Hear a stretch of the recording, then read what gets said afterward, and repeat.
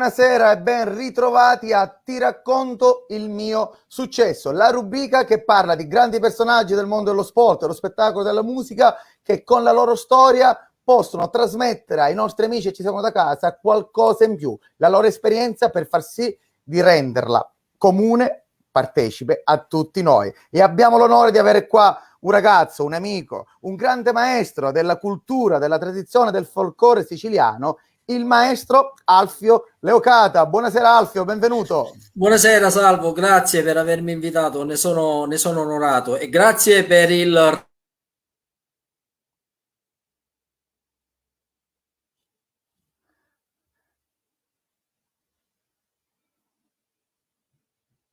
onorato.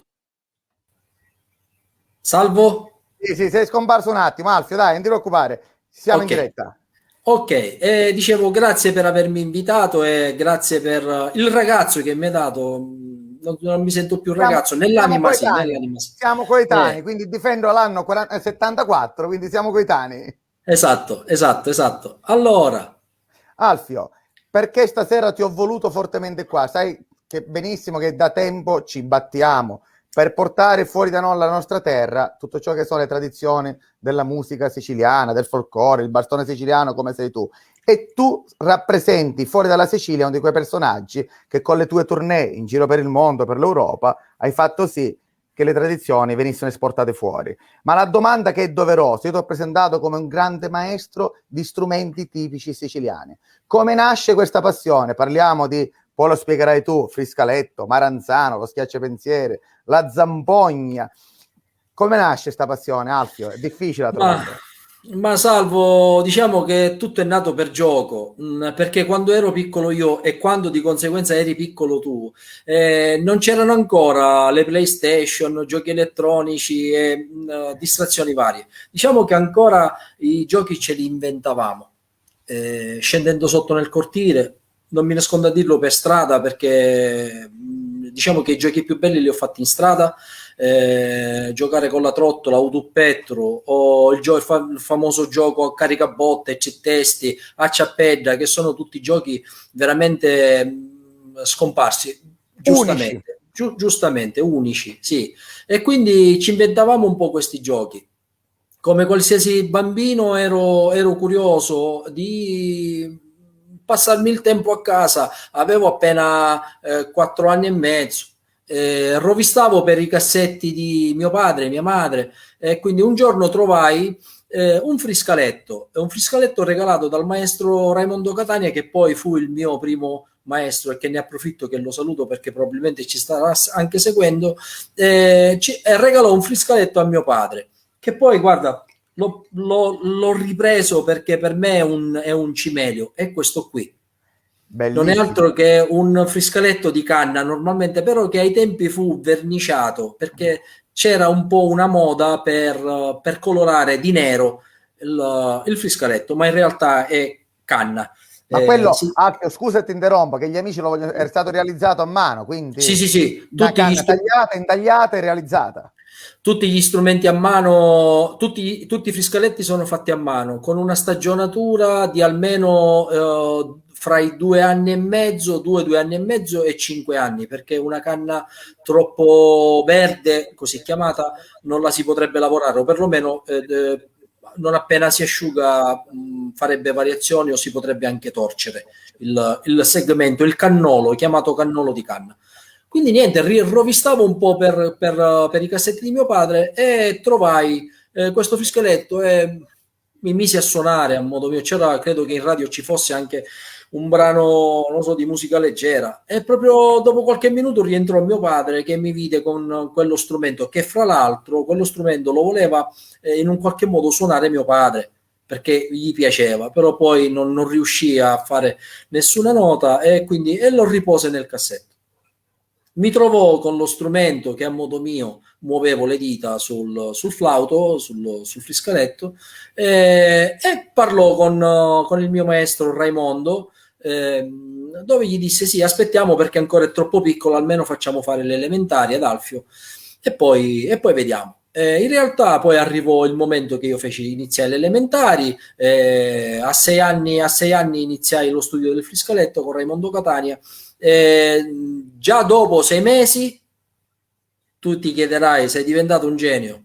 Assolutamente no, non riuscivo a fare neanche una nota, zero. Tant'è che mio padre ha detto al maestro, questa cosa sembra strana, ma vedi Salvo, esistono i motori benzina, esistono i motori diesel, io sono un po' diesel, mi ritengo un po' diesel. E quindi niente, mio padre disse: vabbè dai Raimondo, lasciamo stare, perché Alfio magari non è portato, magari sarà portato per altre cose. E il mio maestro disse: no, no, guarda che Alfio diventerà veramente bravo. Mio padre era fortemente titubante di questa cosa, e quindi in realtà poi proprio il mio maestro mi diede la possibilità di sostituirlo a 9 anni, nel gruppo dove lui suonava. C'era un unico strumento, un unico flauto, dove si faceva carico su un'ora e 20 di spettacolo, 55 minuti di friscaletto, quindi notevole, da solista ovviamente, perché è uno strumento che prevalentemente fa il solista. Quindi niente, mi chiese di sostituirlo, perché lui aveva impegni, perché poi comunque gli impegni non gli permetterono più di rientrare nel gruppo, e praticamente io restai lì. Non avevo neanche 10 anni, arrivò il mio primo tour fuori dalla Sicilia. Andai in Sardegna in un festival internazionale ad Assemini, per essere preciso, un festival internazionale che durava 10 giorni, e quindi lontano ovviamente dalla famiglia, senza genitori, quindi affidato ad una persona del gruppo. Quindi niente, feci questa mia prima esperienza. Successivamente ne arrivò un altro festival folk in Puglia, nell'85, dove su 12 gruppi, con una semifinale e un finale, siamo arrivati primi. Perché addirittura la giuria era composta da 10 musicisti, 10-11 musicisti del Petruzzelli di Bari, molto prima che lo stesso teatro purtroppo poi prese fuoco e fu anche rimesso a nuovo. E da lì cominciai un po' ad andare a Milano. Proprio in quell'anno andai a suonare anche al Castello Sforzesco. Feci l'anno successivo, credo che fosse 86, ora non ricordo vagamente le date, anno più anno meno, fummo in una fiera internazionale a Modena, dove di fronte al nostro palco, finito il nostro concerto, si sarebbe esibito Bob Dylan. Cioè era un'area davvero immensa, infinita, e caso volle che poi noi dopo andammo a vedere il concerto di Bob Dylan. Quindi esperienze che magari possono anche valere poco. Per me la musica mi ha dato tanto e continua a darmi tanto, ed è una medicina che consiglio a tutti, come ascoltatore, come apprendista, come strimpellatore, perché la musica può portare solo benefici, e tant'è che poi è subentrata la musicoterapia, addirittura riesce a curare o ad alleviare anche alcune patologie. Niente, poi la mia prima trasferta fu in Svizzera, a Grenken, e avevo 11 anni e mezzo. Andai al Park Theater di Grenken, dove ci siamo esibiti per i siciliani, e cosa più bella, destino, così ha voluto il destino, che al mio compimento dei 25 anni con l'associazione Sicilia Mondo, che è l'associazione per la quale io ho suonato per la maggior parte e ho girato anche il mondo grazie a loro. E voglio citare due persone, che sono l'avvocato Mimmo Azzia, che non c'è più, la sua dipartita un paio di anni fa, e il cavaliere Paolo Russitto, che erano il secchio e la corda, perché era uno il braccio e uno la mente, e sono riusciti veramente ad organizzare delle trasferte davvero pazzesche. Ora sono in cielo, che sicuramente staranno organizzando la tournée per quando io arriverò, ne sono sicuro. Però addirittura, sì, non è no, ora ancora, abbiamo tanto da fare qua. no, assolutamente no, ancora un po' mi trattengo, caro Salvo, perché ho ancora delle cose da fare, ma sicuramente avrò il piacere un giorno di rincontrarli. Tornai al Park Theater di Grenken dopo 25 anni, e l'associazione Sicilia Mondo di Grenken mi premiò con una spilla d'oro. il simbolo che solo pochi hanno di Sicilia Mondo. E da lì poi sono stato in Canada, ho fatto 3 volte l'America, ho fatto il Brasile, nel 96 ho avuto la fortuna di suonare per il presidente degli Stati Uniti Bill Clinton, dove c'era presente anche la rappresentanza italiana, che era il ministro Andreatta e il grande maestro Franco Zeffirelli, che ci siamo rincontrati dopo 3 anni, perché 3 anni prima ci siamo incontrati sul set di Storia di una capinera. Perché Perfetto, mi hai anticipato. Voglio dire, tu ti racconti con una modestia tale, tanto per dire, vabbè, sono andato lì, sono uscito da qua, sono fortuna, Salvo. Chiamalo fortuna, ma sai, spesso la fortuna ti dà l'input, poi se non hai le qualità, la fortuna non la mantieni. Io la vedo così. Spesso la fortuna ti crea l'evento per tu poterti piazzare, metterti in visibilità, ma se poi non hai le doti, le capacità, la fortuna così come viene va via. Quindi voglio dire, tu hai parlato di Bill Clinton, di Zeffirelli, so pure qualche altra star del mondo del cinema con la quale hai avuto il piacere di suonare, credo. Sì, nel 96 suonai anche per Tom Cruise e Nicole Kidman a Taormina, che richiesero un nostro concerto con il gruppo di allora, un altro gruppo di musica folk popolare, dove vennero a prenderci con i gommoni sul molo di Giardini Naxos e ci portarono sul loro sì, un panfilo. Ne avevano 2, uno per loro personale e uno per gli ospiti. La cosa più curiosa, che poi sai, sono le cose che fanno un po' i dettagli che fanno poi le differenze. La ciurma era napoletana. Ora dico, se questo è partito dall'America perché era a noleggio, non era suo, com'è che la ciurma era napoletano?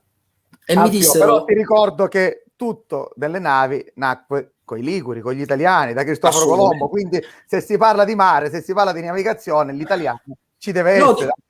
No, dico i meridionali come siciliani, ma come napoletani, pugliesi, calabresi, chi abita siamo dappertutto. I meridionali siamo veramente unici. Quando varchiamo il nostro territorio diventiamo veramente dei fantasiosi, dei geni.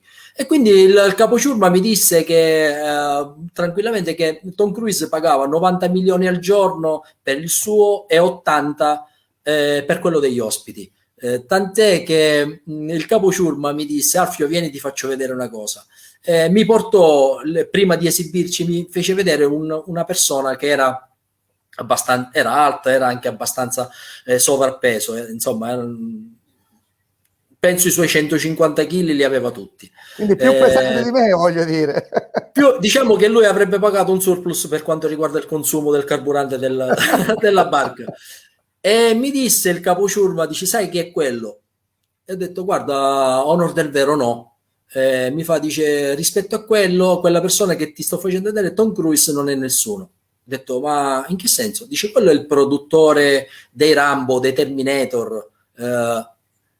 Addirittura ho detto: come si chiama? Joe Silver, che poi andai a vedere, in realtà è uno dei più grossi produttori del mondo a livello cinematografico. E proprio in quell'anno fecero questa attraversata perché inauguravano il primo film Mission, di Tom Cruise, che io ebbi la fortuna di vedere proprio sul volo di ritorno da New York a Roma, quando rientravo proprio dalla prima esperienza americana, perché siamo andati a suonare per il NIAF, che è National Italian American Foundation, dove è praticamente un'associazione, un'organizzazione che si occupa ovviamente di mantenere gli italoamericani, anche per chi ha radici italiani che magari arrivano, che ne so, dal padre, dal nonno. Ci sono queste associazioni che comunque mantengono uniti, veramente ben organizzati, dove organizzano anche queste tournée, e quindi è stata la mia prima esperienza americana, devo dire bellissima. Poi non ti racconto, insomma, alcune vicissitudini con gli amici musicisti e componenti del gruppo, devo dire cose belle. Apro e chiudo parentesi, Salvo, magari non mi crederai, io non ho mai raccontato di questi dettagli, ma non perché Sai cosa penso? È Ci sicuramente... volevo io allora a farteli raccontare.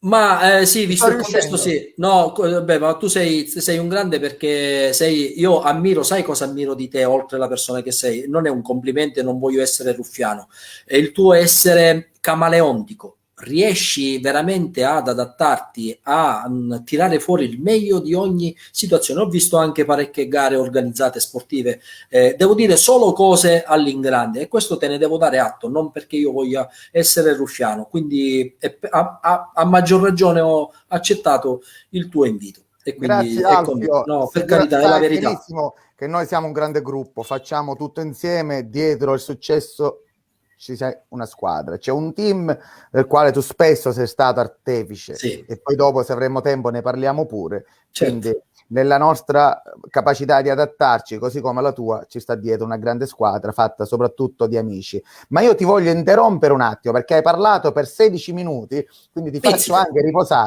faccio anche riposare perché gli amici da casa ti stanno arrivando i complimenti da tanti amici, tantissimi commenti, addirittura Mimmo del Giglio che ha una collezione di schiacciapensieri tutti direttamente da Palermo, che ci segue da Bari, complimenti e quant'altro. Voglio mandare una piccola clip di Alfio di qualche anno fa in cui parlavi di Assolo di Friscaletto e iniziamo a sentire la musica di Alfio. Eri giovanissimo ancora, penso 15-20 anni fa, e guarda questa sorpresa che ho preparato per te.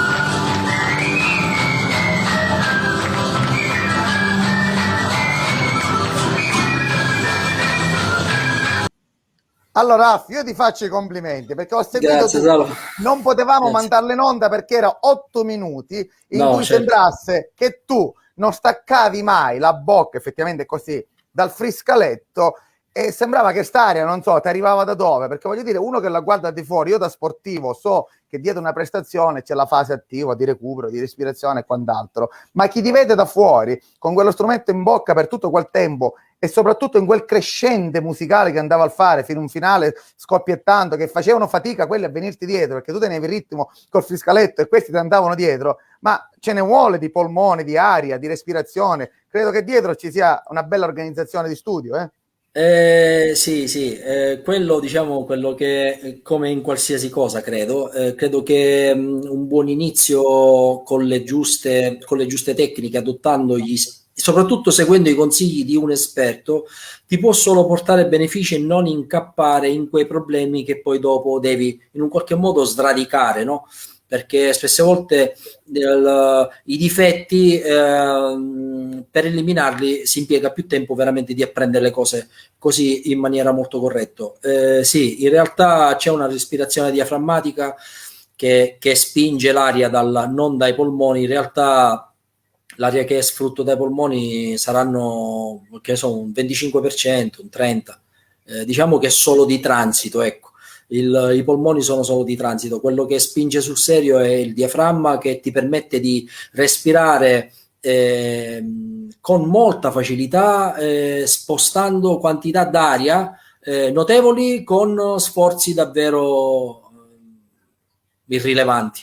Quindi quello è fondamentale, assolutamente sì. Cosa che consiglio anche quando un alunno decide di prendere lezioni di friscaletto, la prima cosa che comunque vado a consigliare è che vado a spiegare che la respirazione è la cosa più importante. Si suona prima con la testa, poi con il cuore, poi alla fine ci vuole l'aria e le mani, ma prima è la testa che deve ragionare perché se non è in ordine quella viene difficoltoso, come qualsiasi cosa, credo. Non credo di stare a scoprire l'acqua calda. Alfio, ho avuto un piccolo trascorso simile al tuo, abbandonato subito per altre vicissitudini. Non Però sapevo. la domanda che ti voglio fare, in quel video eri giovanissimo, ma hai iniziato a 10 anni, 8 anni, 9 anni già in tournée e quant'altro, ma i tuoi compagni come vedevano Alfio Leocata che parlava, che andava a fare la tournée folcloristica con i ballerini, il flauto e quant'altro, rispetto a loro chi giocava a calcio, chi giocava a pallavolo, quindi voglio dire, due mondi diversi in una Sicilia particolare nel quale il rischio che venivi deriso, tra virgolette, era alto. Perché io mi ricordo a 9 anni, perché sono apparso in pubblica piazza vestito da canterino siciliano, ho litigato con tutto il paese, perché dopo come ti sei vestito, con i giummi, ricordiamo i giummi per gli amici che ci seguono, sono i pompon rossi, tipici dei canterini siciliani, come ti sei vestito, la calzamaglia, il pantalone corto, quindi mi immagino a te che hai fatto questo come scelta di vita. Ma Salvo, qui apriamo un'altra cosa, mi tocchi in una cosa dove, allora, io sono nato in un quartiere chiamato Picanello, poi transitato da un quartiere che si chiama Villaggio Sant'Agata, per poi andare a quartieri popolari, per poi andare ad abitare a Librino con i miei, per poi trasferirmi a Mascalucia. Quando cominciai ad essere cosciente di essere giovane, perché questo avviene non prima dei 12 anni, perché poi cominci a prendere il discorso scolastico, perché ti si apre un mondo, perché cominci a fare le medie e magari vai oltre quello che hai fatto prima, cominci ad uscire, cominci ad fare le piccole uscitine anche di qualche ora, ma solo con gli amici, e questo già ti apre un mondo. In realtà ti dico che quando i ragazzi, gli amici che giocavamo nel quartiere, facevamo certi giochi, e io ad esempio non partecipavo perché non avevo la possibilità di giocare a pallone o di magari partecipare a alcune cose che facevo perché magari o studiavo o magari avevo le prove perché 2 volte a settimana Esatto. andavo a provare. Sì. No, non mi chiedevano cosa io facessi, o perlomeno sapevano, magari sì, ridevano in maniera molto blanda, ma ti dico una cosa, Salvo, quando loro ridevano io già avevo, all'età di 15 anni, avevo girato già gran parte dell'Italia e avevo iniziato con l'Europa, con la Svizzera, la Francia e il Belgio, quindi ovviamente con loro ridevo anch'io perché erano i miei amici, ma sai, uno che fa una scelta, se cominci a guardare, ad ascoltare quello che fanno gli altri o a sentire dire quello che fanno gli altri, guarda, o per invidia o perché non sanno veramente di cosa si tratta, come dicono a Bolzano, ci levi mano, nel senso che smetti di farla. In realtà non è così, è questo quello che dovrebbe fare ognuno di noi. E io me ne piango le conseguenze, che spesse volte magari tengo in considerazione quello che uno gli si viene detto. In realtà quando uno è convinto di fare un qualcosa deve tirare per la sua strada. Tanto dico, non è che chiedi qualcosa a qualcuno, vivi sulla tua pelle, ci metti la faccia, e quindi è giusto che continui. Io ho sempre continuato perché la musica mi ha portato anche benefici, e io ti dico una cosa, ti ripeto, sono cose che non amo parlare di chissà, però con te lo faccio, e per gli amici che ci ascoltano lo faccio tranquillamente. Io quando entrai a far parte del primo vero gruppo forte come Serate, tu devi considerare che noi facevamo con questo gruppo circa 100 date l'anno, potevano oscillare fra le 90 e le 120. Tu dici possibile? Sì, e ti spiego anche perché era possibile, perché come Catania, come tutta la Sicilia, c'erano cose che purtroppo tristemente non ci sono più, c'erano le cosiddette feste patronali e sagre. Catania ne aveva qualcuna, Ognina, la sagra del pesce azzurro, dove si radunava un mare di gente, aveva in Sicilia, ora spazio un po' per la Sicilia, avevamo Itala, avevamo Taormina, avevamo Acireale, il carnevale di agosto di Acireale, c'era Butera, c'erano tanti di quei raduni dove Agrigento col mandorlo di fiore che era tuttora una realtà. Agrigento, assolutamente sì, anche se apro e chiudo una parentesi, il primo raduno, la prima festa internazionale del folklore non è nata ad Agrigento, è nata a Linguaglossa. Anzi, pardon, Piedimonte Etneo. La sagra della vendemmia nacque prima della festa del mandorlo in fiore, poi per tanti anni non fu fatta e fu ripresa veramente forse dopo un ventennio. Ma a onor del vero, erano dei punti di ritrovo e dei riferimenti per chi bazzicava nella musica del folklore, per professionisti, meno professionisti, simpatizzanti, dove c'erano continuamente degli appuntamenti. Devi immaginare che io proprio all'inizio quando entrai a far parte di questo gruppo, una tappa fissa tutte le settimane nel periodo estivo era il Valtour di Brucoli. Oggi non è più Valtour, oggi è Allora, Aeroviaggi. all'epoca che c'era Fiorello come capo Ecco, animatore. ecco, difatti a noi ci presentava lui perché lì bazzicavano principalmente, prevalentemente francesi. Ai tempi c'era uno che Fiorello che smise di fare il lavapiatti, l'aiuto cuoco e diventò Fiorello. quello che era realmente perché riusciva a fare cose con il pubblico davvero strabilianti, da stadio, veramente. E quindi c'erano degli appuntamenti che mi permettevano di non solo di suonare tanto, ma anche di guadagnare, Salvo. Io all'età di 10 anni, in queste 100 date che facevo l'anno, e non nascondo a dirlo, io guadagnavo 50.000 lire a spettacolo. Che per Stiamo parlando, quell'epoca e per quell'età sono stiamo, soldi. stiamo parlando dell'84, stiamo parlando di 37 anni fa, che erano soldi. 50.000 lire erano soldi, oggi non sono più niente 50 euro.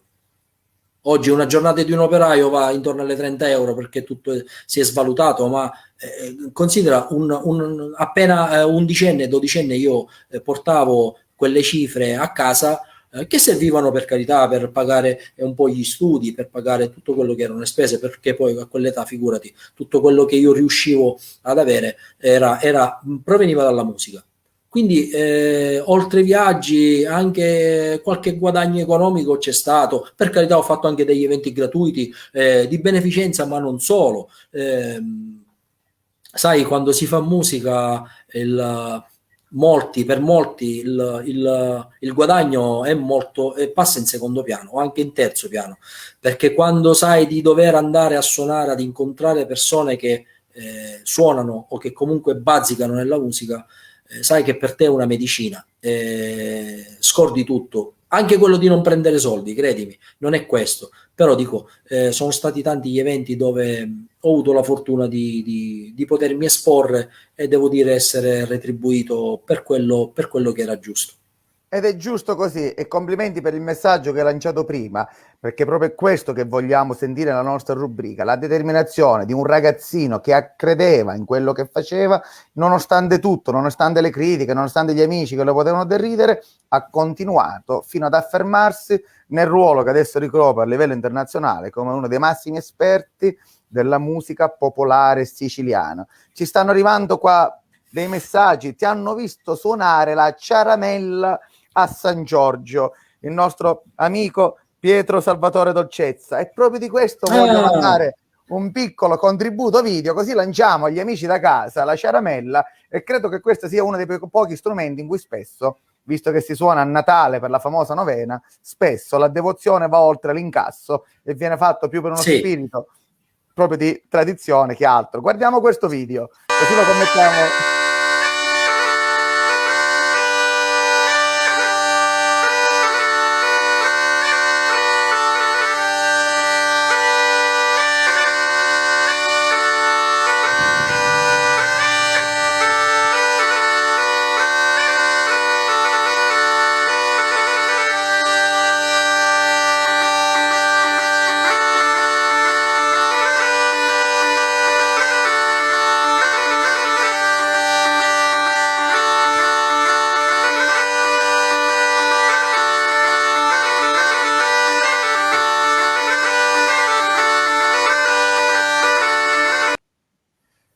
Alfio, complimenti. Ma Grazie. cos'è sta roba che hai in mano? Perché ora, per noi che cresciamo in Sicilia, per noi che abbiamo una certa età, sappiamo di cosa si tratta, ma mio figlio, la prima volta che gliel'ho fatto vedere, e gli ho spiegato com'era fatto e quant'altro, mi ha detto davvero, tanti amici dell'Alta Italia non sanno forse neppure più l'esistenza. Cosa abbiamo visto finora, Alfio? Ti faccio parlare, tolgo l'audio e la lascio in sovraimpressione. Allora, quello è uno strumento a dir poco magico, perché riesce a dare quel velo di malinconia, ma anche di allegria allo stesso tempo. È uno strumento, anche questo, interamente fatto a mano, non è uno strumento, non esiste la catena di montaggio, come potrebbe essere la famosa cornamusa scozzese. Quello è uno strumento che è stato costruito magistralmente dal maestro Pippo Carpita di Castelmola, che saluto se dovesse essere collegato. Volevo aprire e chiudere una parentesi che nella Sicilia, detto da tante persone, da parecchi maestri, la patria del friscaletto è Catania, mentre la patria della zampogna è Messina. Per carità, si suona anche a Palermo, si suona anche ad Agrigento, sempre Sicilia è, però diciamo che la radice è proprio in queste due province. L'amico che ci ha scritto poco fa, Dolcezza, è un amico, sì, che conosco, che fra l'altro è un carissimo amico e che saluto, che non è San Giorgio Catania, ma San Giorgio è in provincia di Messina, appunto. Monforte San Giorgio. Oh, esatto, Monforte San Giorgio, bellissima località caratteristica dove fanno delle feste, devo dire, veramente. Sai che cosa è salvo? In alcuni paesi tutto quello che si allontana dalle città evolute, che potrebbero essere Catania, Palermo, e vai verso l'entroterra siciliano, ancora ci sono delle realtà dove ci sono degli appassionati, delle persone che vivono o trascorrono la giornata anche suonando normalmente questi strumenti.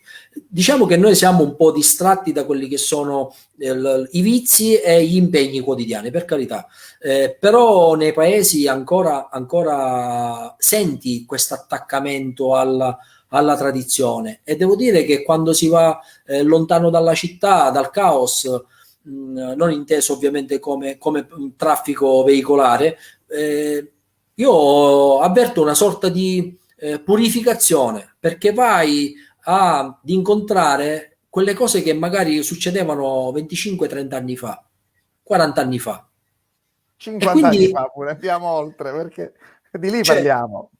arrivo a casa di persone dove fanno il pane loro, la pasta loro, per carità non è che non si può fare, ma questa pasta come è stata fatta? Ma questa è stata fatta anticamente come si usava a mano, con l'impasto a mano, una maida.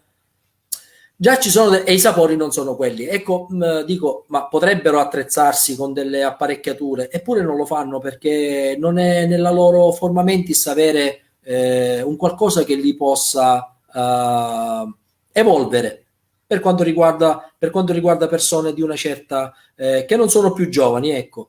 E questo è meraviglioso perché quando vai in quelle famiglie dove hanno poco, capisci che noi quel poco non ce l'abbiamo più, quelle ricchezze, quei valori, quando si andavano a trovare gli anziani, e che la prima cosa che dovevi fare è salutare. Quando si incontrava un anziano per strada, uomo o donna che sia, non esisteva il tu come oggi, che per carità il rispetto non sta nel tuo o nel lei, ma rigorosamente lei o vossia, forse poteva essere anche troppo distaccato oggi, ma un tempo non era così, perché era giusto rispettare quelli che erano i ruoli di una persona anziana, e la persona anziana è una pagina di storia che via via va mancando dalla nostra tradizione, quindi E sì. che i personaggi come te, con la tua attività, aiutano a ricordare, aiutano a mantenere viva e tramandare nelle prossime generazioni, perché credo che più andiamo avanti, più queste tradizioni rischiano di scomparire se non si fa, se non si crea qualcosa affinché si possano racchiudere, codificare, scrivere, riprendere, affinché i nostri figli, i nostri nipoti possano dire questa è la nostra Sicilia, ma credo che si possa riportare in tutte le regioni d'Italia. Queste sono le nostre origini. Qua addirittura ti è arrivata un commento da un amico che non vediamo il nome. Ottimo suonatore di Ciaramedda, pure il sindaco di Messina. È vero, De Luca si è fatto vedere quest'anno a Natale, fra una chiusura e l'altra con la Ciaramedda. Sì, sì, sì, conosco, ho avuto il piacere di conoscere il sindaco Cateno De Luca. Prima della sua elezione a Messina facemmo una campagna, ci portò ovviamente da una serie di concerti in giro per Messina insieme al maestro Gino Finocchiaro, grande fisarmonicista, e al maestro Brigantoni, che molti con un'altra icona della musica siciliana che io saluto, e che con lui ho avuto la fortuna di fare una tournée in Belgio. Devo dire, sempre per i siciliani, che insomma, Un quando mito. arrivi. Sì, sì, sì. Perché Brigantone è ancora uno di quei personaggi che ti riempie fuori dall'Italia i palazzetti, te li grimisce perché Sì, riesce a tirare dentro tutti i siciliani. assolutamente, E noi assolutamente siamo sì. riusciti ad averlo, ti ricordi, in una gara di Certo, bastone siciliana da Cireale. E certo, allora è stato un successo, perché portare il bastone siciliano, quindi un'attività sportiva nostra, la vostra musica, personaggi di spicco come te, come il maestro Brigantoni, davvero è stato un vero onore. Ma vogliamo far certo. vedere un altro tuo strumento, Alfio? Stasera mica ti mollo qui, tu volevi stare solo mezz'ora. Qui gli amici da casa rispondono e noi manteniamo alto la loro attenzione. Guardiamo quest'altro filmato. Vediamo se riusciamo.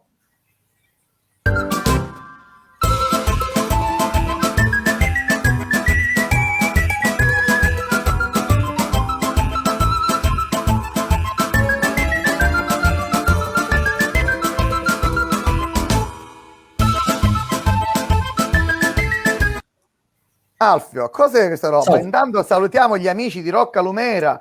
A Rocca Lumera esiste uno dei gruppi folcloristici più longevi, con 50 anni di storia, che tuttora investe nei bambini, e noi ne siamo orgogliosi e fieri che questo possa continuare a esistere, e per il vostro lavoro che fate.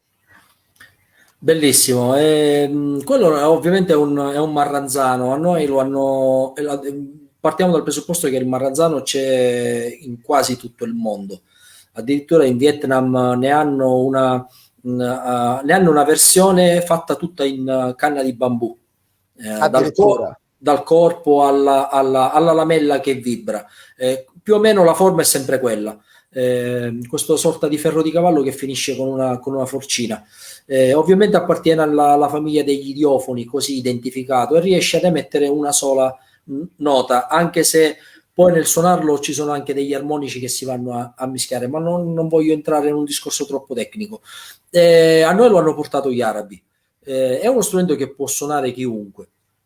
In realtà è molto semplice, alcuni non riescono a schiarire i propri dubbi, dice: ma com'è che si tiene? Allora, guarda, Bravo. Non mi dire che ce l'hai. No, se ci fai questa allora, sorpresa in diretta sei unico, allora, Alfio.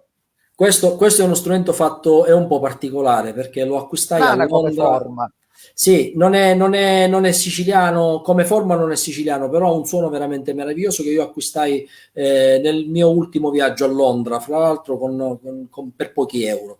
Però suona veramente bene ed è intonatissimo. Adesso vi farò ascoltare. Allora, piccola spiegazione veloce. Ci sono queste due forcelle, no?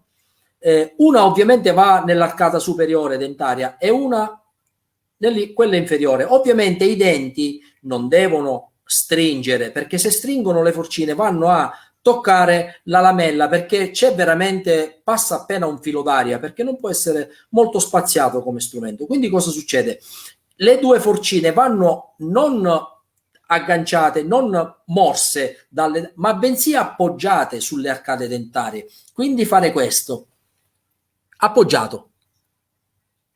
Mentre la lamella, quando si picchia sulla lamella che vibra, va verso l'interno della bocca. Diciamo che la bocca, il palato, tutto quello che è la laringe, fungono da cassa armonica. Perché se suoniamo il marranzano così è ai limiti dell'udibilità, e poi fra l'altro anche un suono abbastanza strano, squadrato. Ma se noi lo avviciniamo alla cavità orale, ovviamente per come ho appena descritto, riesce ad essere amplificato e a tirare fuori un suono veramente piacevole, che vi faccio ascoltare. Che ci farai ascoltare?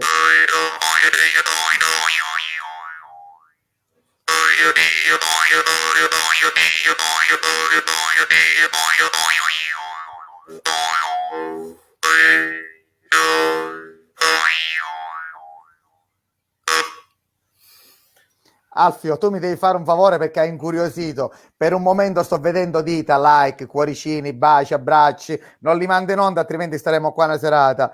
Mi devi fare la classica suonata del Maranzano, 30 secondi, quella che tutti i nostri ideali, film e quant'altro sentono, proprio la classica suonata. 30 Ma secondi la voglio sentire, Alfio. Un regalo ok, che mi devi fare. Niente di allora più. questo è uno strumento, come Guarda, dici, io ho Salvo, preparato una cosa, Alfio, anch'io mi sono messo la no, coppola perché non no. potevo non farlo stasera, E quindi allora, voglio guarda, sentire questo. prima di questi 30 secondi vi do un consiglio da amico a te e a tutte le persone che ci stanno seguendo. Questo è uno strumento che quando si suona all'interno della bocca, la lingua deve stare giù. Ok? Il wow wow wow che andate a sentire non è altro che un movimento, uno spostamento d'aria che crea la laringe. Ok? Io sposto una quantità d'aria che ovviamente è captata dalla lamella emette questo suono. Infatti mi ricordo, la prossima volta porterò pure il mio, faremo un qualcosa Ok, insieme perché mi diletto a suonarlo. Mi ricordo i miei ok. nonni da piccolino che mi hanno regalato il primo. Stai attento che ti rompi i denti e ti spezzi la lingua se non sai come metterlo. E io volevo arrivare Ti, proprio ti lì. rompi i denti e ti spezzi la lingua, quindi mi La ricordo. lingua è una cosa che io dico, non dico a tutti, agli amici sì, confido di tenere la lingua giù, però dico agli amici confido anche di poterlo regalare alle proprie suocere e di non dire per la lingua, perché così almeno dico, va, potrebbe essere, no, vabbè, scherzo, dai. La soluzione indolore, un bel regalo da fare a Scherzo. Natale a chi vuoi male. Povere suocere. Sì, No, ok, una dai. buona razza. Dai, mi Allora, piace. 30 secondi. 30 secondi, mi piace, guarda, mi mette il look.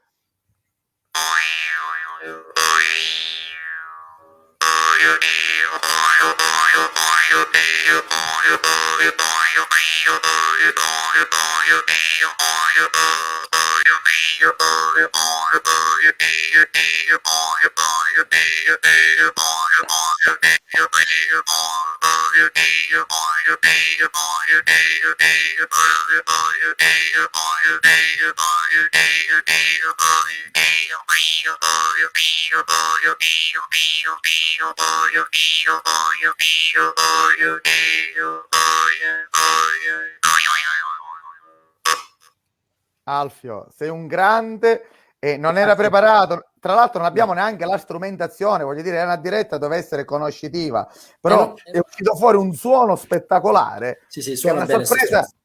una sorpresa bellissima per i nostri amici. Tanti complimenti. Grazie, grazie, grazie. Alfio, Niente, quindi questo è un po' quella che è la mia un po' passione che mi ha sempre portato soddisfazioni e conoscenze un po' in tutto il mondo. Sai, per Natale ricevere gli auguri con una chiamata da chi si trova dall'altra parte dell'America, che fra l'altro è anche una persona importante che saluto, che è Pietro Tarantino, responsabile presidente della Comites, che io conobbi ai tempi di quando andai nel 2005 e nel 2007 andai a suonare a Milwaukee, non sapendo, visto poi le cose purtroppo, o per fortuna, non si scoprono subito. Io solo un paio di anni fa ho scoperto di aver partecipato al Summerfest, che è un festival che fanno a Milwaukee, dove oggi è il più grosso del mondo. Ma stiamo parlando che lì transitano artisti come Nora Jones, come Lady Gaga, stiamo parlando di mostri sacri della musica. E io ho suonato in uno di quei palchi, abbiamo suonato più volte, in 2 anni diversi, 2005 e 2007. Una festa che in 3 giorni fa 1,5 milioni di partecipanti, tutti italoamericani, dove da giovedì sera a domenica sera l'abbonamento per entrare nei 3 giorni nel 2005 costava $150 l'abbonamento. Quindi, e poi una mega area attrezzata con cose veramente ben fatte, ben fatte, ben fatte, come è giusto che sia come è e giusto che come sia. come gli americani sanno fare. Alfio, ho un altro contributo video che voglio che tu mi spieghi di cosa si tratta. Sembra una sala prova, una sala incisione. Cos'è esattamente? Ah, quello è un po'. Giuri di canna. Dimmi Alfio.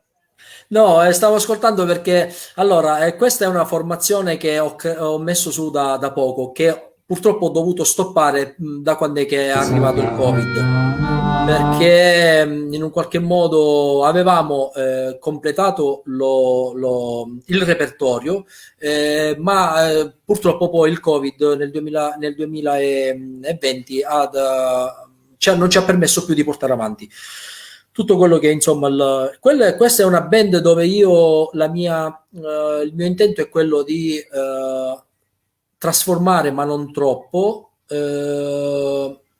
i brani popolari siciliani. Perché trasformare? Perché basso elettrico e batteria non sono contemplati nel nostro folklore, per carità. Certo. Sì, è sempre una forma di tamburo. Il tamburo esiste in tutte le parti del mondo, veramente fin dalle antichità più remote, ma la batteria non è contemplata.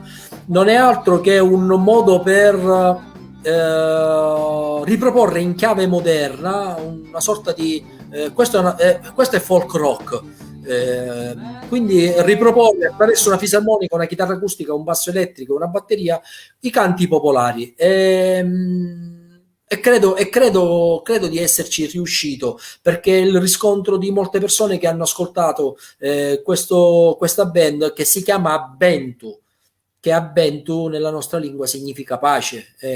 Non so se qualche volta avete mai sentito dire non hai Abentu. Abentu significa pace, e quindi questo è il nome del gruppo, che spero dopo questa brutta esperienza, questa pandemia, possa riprendere a suonare e a provare, perché non nascondo che la mia intenzione era quella di tornare in America, lo dico tranquillamente, e lo è tuttora.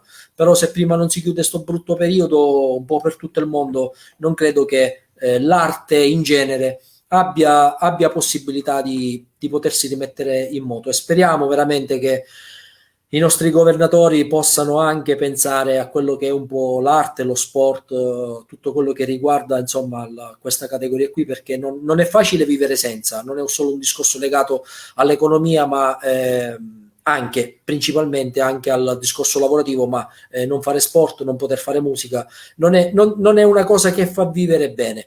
Niente, quella è una formazione, fra l'altro, di musicisti veramente Alfio, veramente posso passare 10 secondi l'audio? Perché ti sto vedendo stasera in una veste insolita. Finora ti ho visto suonare, ma sbaglio, stai cantando pure? Sì, sono la voce solista. Sì, prego. Voglio passare un po' di contributo audio.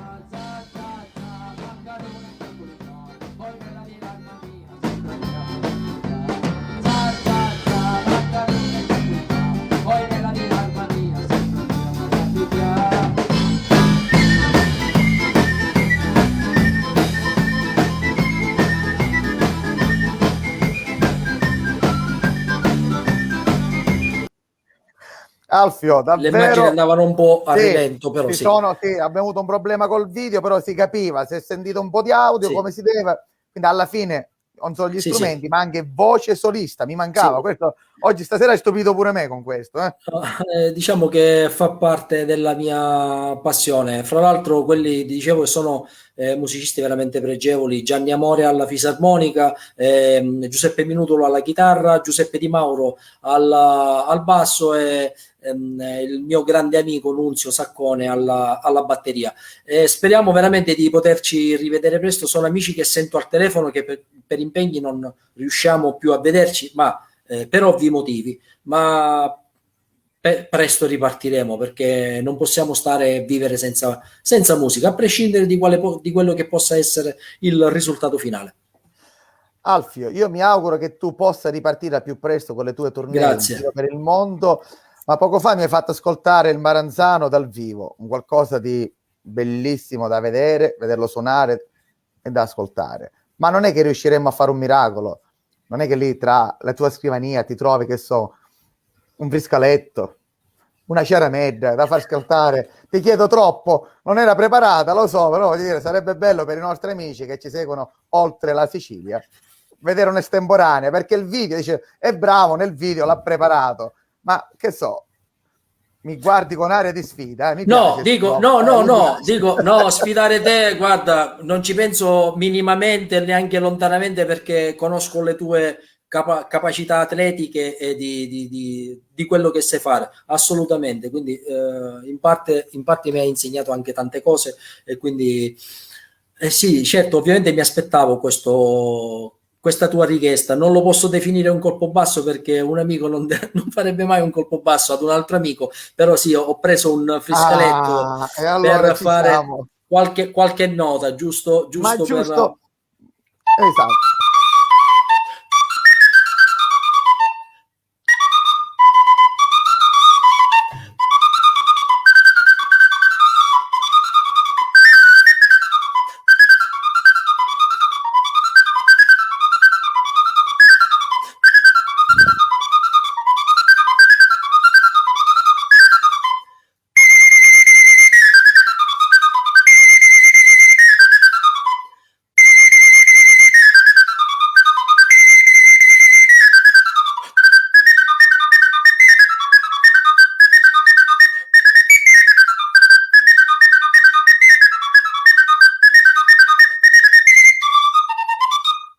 Insomma, qualche nota, Insomma dai. che, insomma che vederlo, ascoltarlo dal Grazie, vivo per i nostri amici che ci seguono da casa, sicuramente sono numerosi incollati davanti ai PC e ai televisori, è un vero piacere. grazie. E soprattutto vedere le tue dita che si muovono con una velocità, una dimestichezza tale, cioè ce ne vuole di Ma scuola, sì, di... un po' di esercizio, un po', poi sai, il tempo ti porta a solidificarti. Vero che si studia poco, perché dopo una certa età non è facile.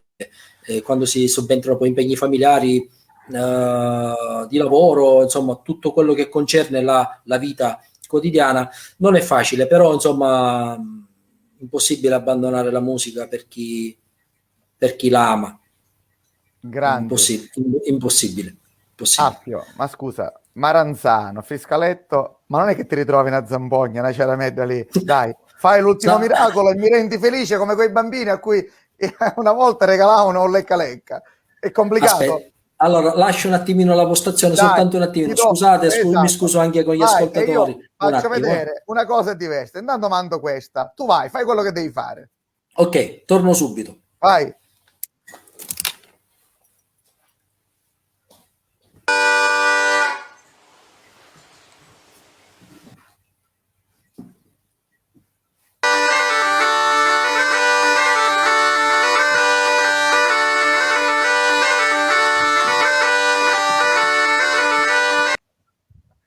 Ecco, sei ritornata, hai visto?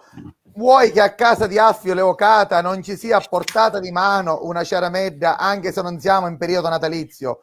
Vuoi che a casa di Alfio non troviamo lì sotto la tavola messo una ciaramedda? Scusami. No, si trova qui a casa mia, si trova assolutamente. Gli strumenti non mancano. Questo è lo strumento che avete visto anche nel video. Dicevo che è costruito interamente a mano. Il sacco, questo qui è un capretto. Sono utilizzabile la pelle di un capretto. Tengo a precisare per gli animalisti che noi non utilizziamo la pelle volutamente per lo strumento. In periodi pasquali si fa la raccolta di queste, passando da chi ovviamente vende la carne. Normalmente si fa la raccolta di questi sacchi, dove poi vengono trattati con la calce bianca, messi ad asciugare, cuciti e rivoltati un po' all'interno, perché il pelo dell'animale è all'interno. Questo è un capretto. La differenza tra un capretto e una pelle di pecora sta solo prevalentemente nella grandezza, perché quello della pecora è molto, molto più ampio. Io prediligo i sacchi, gli otre, più piccolini. Fra l'altro questo lotre anticamente era usato anche per il trasporto di liquidi, di vino. Il vino, ad esempio, quando veniva vendemmiato, veniva trasportato dentro l'otre. E vi dirò di più, che l'otre, addirittura le prime apparizioni dell'otre, la portarono i Sumeri. E pare, io non c'ero ai tempi, Però per Anch'io. quello che, per quello che ho letto, pare che i Sumeri utilizzassero gli otri per andare sott'acqua, per usarla per attraversare i fiumi, per chi non sapeva nuotare o comunque rischiava di prendere acqua, usare il sacco come quantità d'aria. Certo, non era interminabile perché. Una bombola primordiale praticamente. Esatto, e credo che su internet si trovi qualcosa di quest'uomo che nuota mentre raffigurato addirittura in un geroglifico, che nuota, che ha l'otre in bocca, proprio si vede chiaramente che è un otre. E quindi diciamo che queste forme eh, lapsus, queste forme di contenitore, questo sacco è stato utilizzato per parecchio tempo, e noi continuiamo a utilizzarlo. Devo fare qualche nota, Salvo? Ma Vuoi no, non che. lo volevo solo vedere perché altrimenti mandavamo una foto, l'abbiamo già vista. Quindi Va facci bene. meno lo spiritoso, una volta che c'è lì, vediamo come riesci a dire questo splendido oggetto.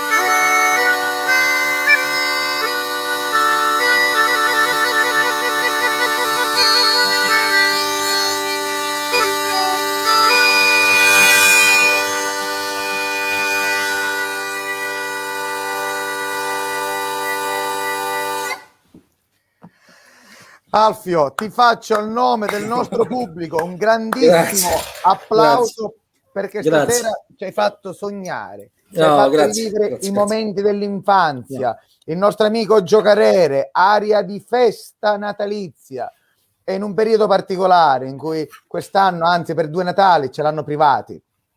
Speriamo che l'anno prossimo possiamo rifesteggiare il Natale come è giusto che sia, con gli abbracci, le Speriamo. carezze e quant'altro. Tu stasera Speriamo. ci hai fatto sognare con la tua bravura, con la tua professionalità e quel tuo modo genuino di raccontare quello che hai fatto e quello che sei, a dimostrazione che lo fai perché ci credi e soprattutto che lo fai perché ami farlo. Quindi ti facciamo davvero Grazie. i complimenti. Ci arrivano Grazie. anche i complimenti del maestro Di Mauro, vedo qua. Grande Alfio, salutiamo tutti gli amici che Grazie. vedo stanno intasando la Grazie chat Sebastiano. qui a Grazie, seguire, che grazie. abbiamo spettacolo musicale. Non sappiamo chi è l'amico Facebook user, però lo scopriremo più avanti. Hai fatto sognare gli amici Grazie. da casa. Ma a proposito di maestro Di Mauro, ma pure bastone siciliano fai, quindi tradizione su tradizione, musica e sport, o no? O ricordo male? No, ricordi bene. Ecco, questa è un'altra parentesi che io amo e che ho amato e che purtroppo per mancanza di tempo ho dovuto un po' accantonare. In realtà la passione del bastone siciliano nacque da un pastore che mi regalò un bastone, che questa persona adesso non c'è più, purtroppo da dicembre ci ha lasciati, che è lo zio Vito, chiamato Vito Greco, detto Marrano, perché nei paesi è fondamentale quello che oggi si chiama nickname. Nickname. Una volta in Nuacci si chiamava Peccuru, quindi con Certo. lo ru finale, perché Originale. Peccu solo non suona bene, quindi credo che sia un discorso solo perché pecco è da pecca, no? Da Certo, piccolo di peccare. Peccuru. Peccuru è un qualcosa che, non lo so, addolcisce, che musicalmente rende molto più Che oggi, hai detto bene, si dice nickname. Quando entriamo nickname, nei nostri sì. social, sì, mi chiamo Salvo Crav, Alfio Bastone, Sì, e sì, una sì, volta era sì. il Peccoro. Sì, sì, infatti. Per carità, è bello anche, non è bello storpiare i nomi, però ancora quando vai nei quartieri magari senti un po' il mio nome dove antepongono una I a caratteri cubitali, Iaffio, o anche Orazio, che è un bellissimo nome, ma che tolgono la O e mettono una bella A, forse perché è il simbolo anche della nostra padrona di Catania, Agata, quindi Arazio è un modo folcloristico ovviamente, però insomma queste sono sfumature e colori che in ogni terra credo che sia normale che esistano, la nostra in particolar modo. Il bastone siciliano mi venne regalato un bastone dove dopo qualche settimana presi il telefono e contattai Acireale. Acireale mi rispose Francesco Monaco, grande amico e collega, anche lui il maestro, insieme a Sebastiano Di Mauro, dove mi invitarono a partecipare, a venire in palestra. Andai, devo dire che legai subito sia con il maestro Francesco Monaco che con Sebastiano Di Mauro, e subito ci siamo ritrovati poi anche a fare delle cose carine insieme, perché credo di essere stato il primo, almeno precedentemente alla mia idea di mettere la musica sul bastone siciliano, non l'aveva mai fatto nessuno. Abbiamo creato un brano scritto da me, suonato da me, ovviamente solo con strumenti popolari siciliani, quali marranzano, tamburello, friscaletto e piffera, dove abbiamo creato un brano che si chiama Tirata a ballata, perché in realtà non si duellava ma ai tempi si tirava di bastone, e la ballata perché quando si vede tirare una persona con un bastoniere, se uno capace, le gambe danno uno spettacolo, perché è come se facesse veramente dei passi di danza. E quindi è stata tirata fuori quella che abbiamo avuto anche la possibilità di presentare in varie occasioni, devo dire anche apprezzata molto, e anche con te nelle tue manifestazioni abbiamo Esatto, molto apprezzato, lo posso apprezzato. confermare. Ci è stata Perché richiesta infatti in tantissimi eventi. Perché poi, fra l'altro, i due bastoni che combattono non è che fanno finta, se le suonano è di santa ragione. Quindi praticai un po' per qualche anno, per qualche anno, sì, più di qualche anno la palestra, andai a fare anche uno stage fuori a Riccione, dove ho conseguito il titolo di istruttore, e poi grazie a Sebastiano, a Francesco, ma anche a te, negli ultimi periodi ho avuto anche ho raggiunto l'obiettivo di diventare maestro di bastone, e quindi questo grazie alla mia equipe e soprattutto ai miei maestri, che mi ricollego a quello che abbiamo detto poc'anzi, che se la partenza non è buona, difficile arrivare al traguardo. E quindi a onor del vero, grazie a Sebastiano Di Mauro, a Francesco Monaco e a Salvo Grasso, ho avuto la possibilità di aumentare il mio bagaglio di conoscenza per quanto riguarda le tradizioni.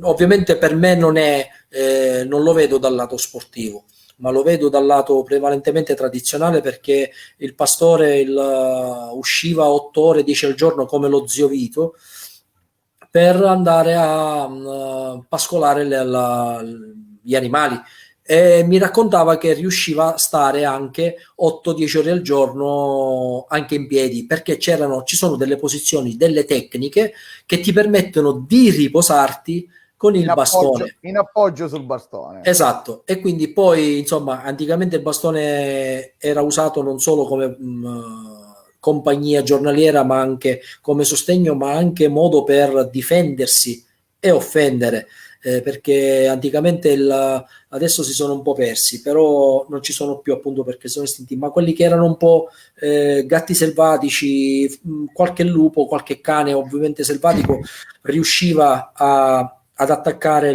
gli animali, prevalentemente le pecore, perché le pecore al morso anche di un normale cane ha una carne piuttosto dolce, Quindi difatti i pastori, quando hanno un cane che assaggia per la prima volta, mangia la prima volta anche un morso veloce l'animale, poi al 99 se non al 100% il cane ritornerà a mordere la pecora, perché piace il gusto e allora il cane viene allontanato e non viene più portato a pascolare. Quindi, ma lo utilizzavano anche per difendersi e anche per tirare di duello, perché anticamente e tu mi insegni queste cose, non esisteva il branco che esiste oggi. Una volta le malefatte, i torti si risolvevano solo con gli interessati. Gli interessati andavano ad estraniarsi, ad isolarsi, per tirare di coltello, tirare di bastone, per vedere chi aveva ragione o meno. Era anche una sfida a tutti gli effetti, dove potevano esserci due tipi di sfide: la cosiddetta sfida all'ultimo sangue e la sfida a primo sangue. La differenza fra i due è che all'ultimo sangue è quando qualcuno non esce vivo, mentre a primo sangue si poteva stabilire anche di stoppare, di fermare il duello alla prima perdita di sangue. Se uno toccava l'altro col coltello, appena c'era la prima perdita di sangue, quello che aveva ricevuto il taglio aveva perso. E quasi sempre poi le diatribe, gli odi fra i due sfociavano in comparanze familiari, dove poi si diventava anche amici di famiglia, dove si diventava compari o di corno, quando si regalava il cosiddetto corno rosso, oppure anticamente si usava magari compare di basilico.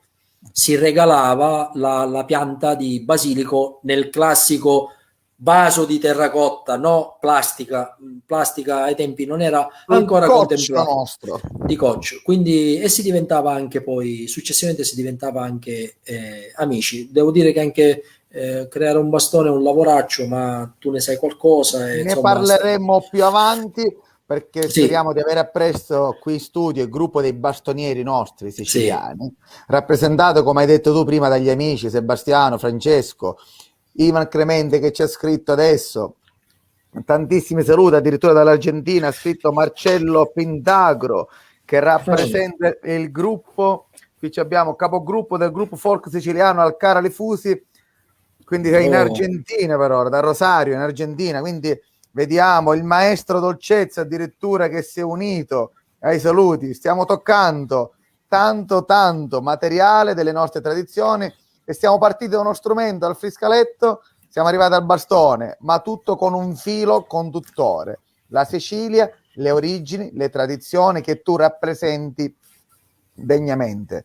Grazie, Salva. Siamo Grazie. in chiusura, perché ti avevo detto siamo una mezz'oretta, 1 ora e 10 minuti, ancora qua potremmo fare notte, ma so che hai famiglia che ti aspetta. Io pure. No, figurati, per me è un piacere, tu lo sai, saluto anche chi ci ha seguiti, chi ci sta seguendo. Cosa bolle in pentola? So che c'è tanta roba, progetti su internet, cosa c'è? Un festival particolare, sentito dire il 15 maggio.